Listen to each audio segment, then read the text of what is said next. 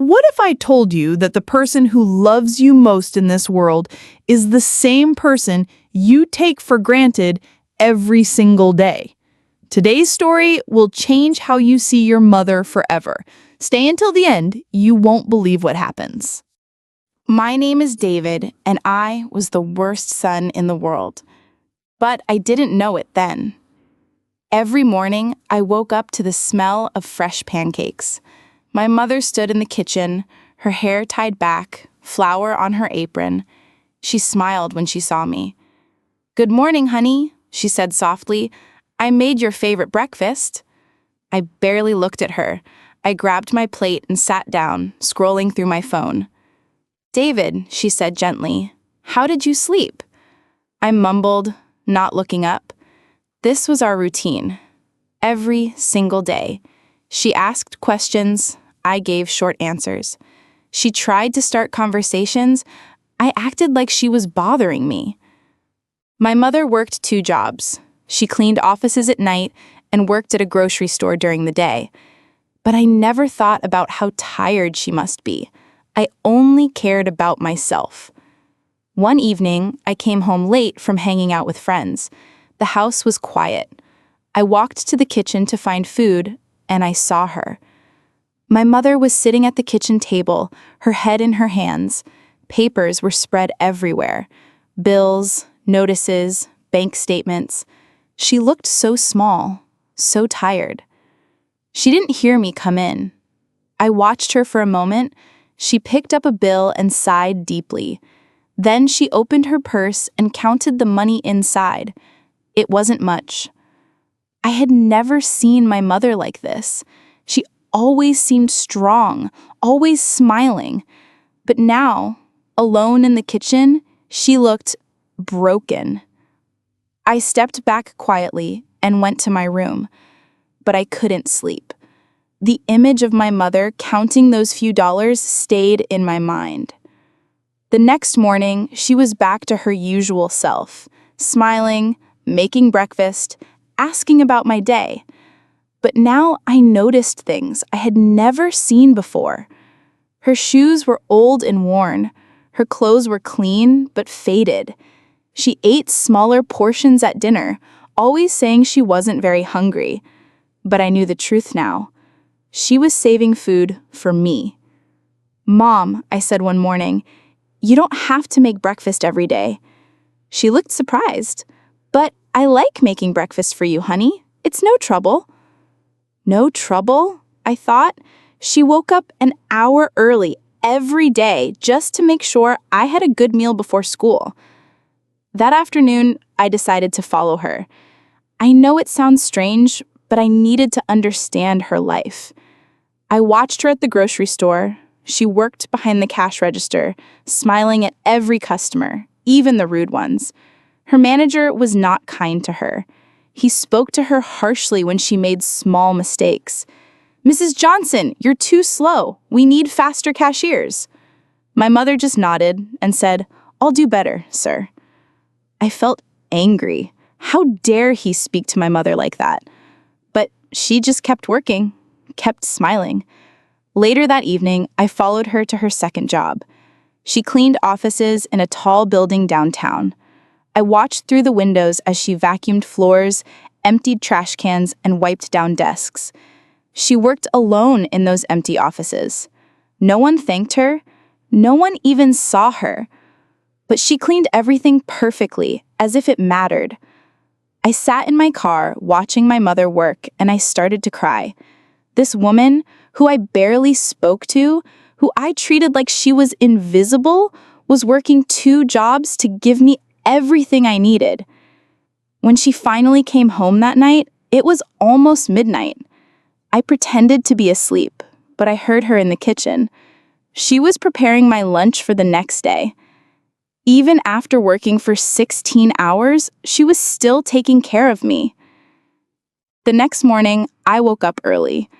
I went to the kitchen before she did. I started making breakfast.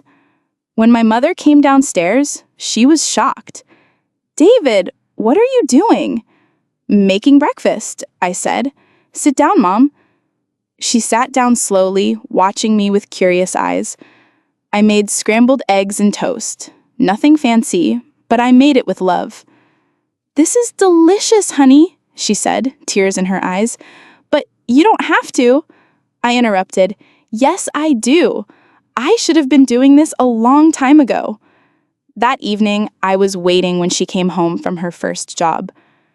"David, why aren't you at your friend's house?" "I wanted to spend time with you," I said. "Can we talk?"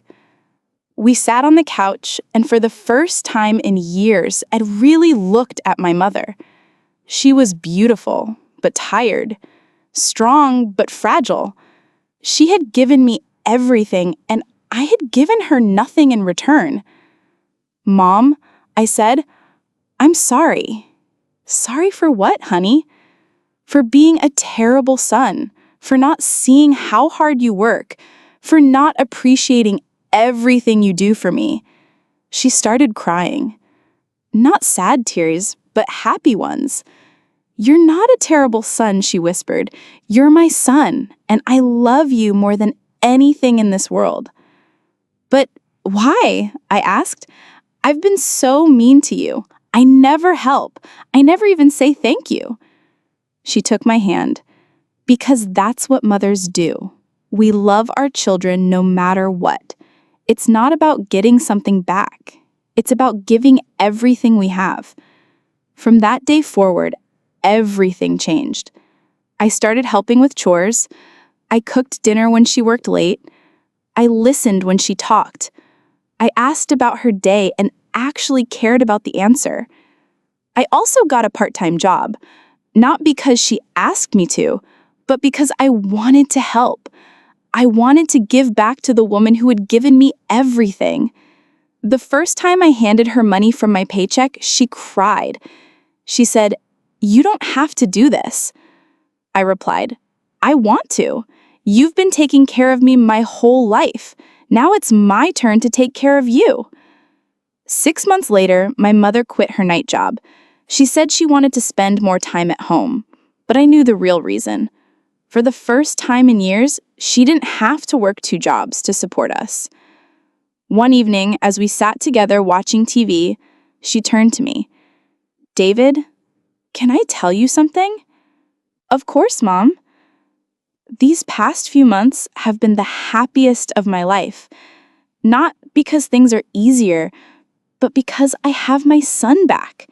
I have someone to talk to, someone who cares about me."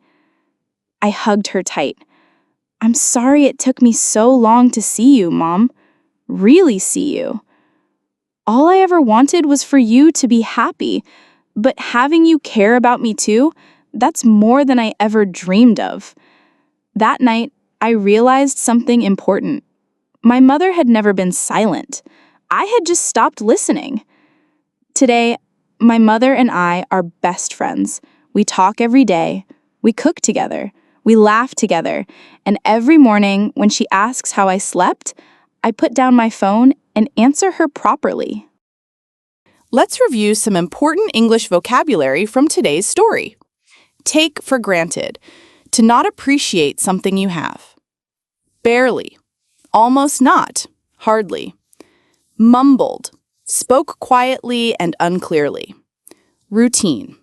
Regular way of doing things. Worn. Damaged from use. Harsh. Unkind. Cruel. Fragile. Easily broken. Delicate. These are essential daily English conversation words you'll use in America.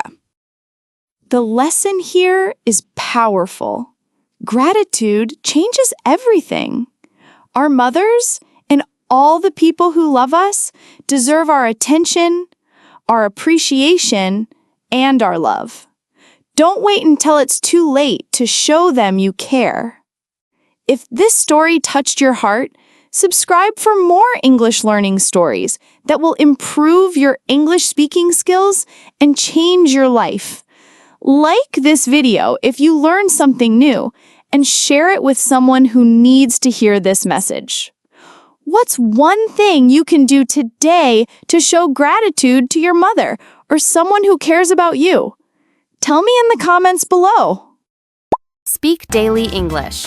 Real English every day.